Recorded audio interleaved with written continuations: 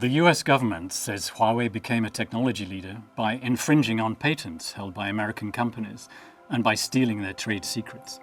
Well, no court or jury has ever found that Huawei engaged in malicious theft of trade secrets or ordered Huawei to pay damages for it.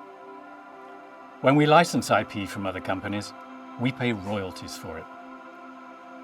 Huawei supports strong enforcement of intellectual property rights. We should. We're one of the largest IP owners in the world. Since 2015, our patents have earned us more than $1.4 billion in revenue, and they should keep producing substantial revenue well into the future.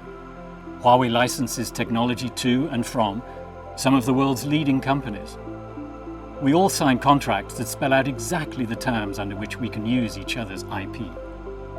Huawei is a technology leader because we invest heavily in research and development.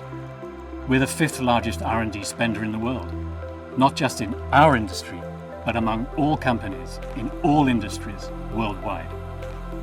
Since Huawei entered the US market in 2001, other major tech companies have also been accused of stealing trade secrets. But in all other cases, these were dealt with in civil court. Only Huawei's was made into a criminal proceeding. That's a double standard.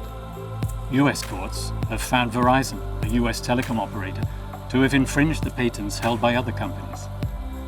Since January 2001, Verizon has been sued for patent infringement 286 times. In some of those cases, Verizon was ordered to pay millions of dollars by a court. Huawei has filed patent infringement lawsuits against Verizon too. They seek compensation for Verizon's use of technology covered by Huawei's US patents. In February 2020, the US Department of Justice charged Huawei with conspiring to steal trade secrets. The indictment cites an incident from 2004, as well as 5 historical cases where Huawei was accused. The charges stem mainly from old civil claims that ended many years ago. Not one of them is based on new evidence.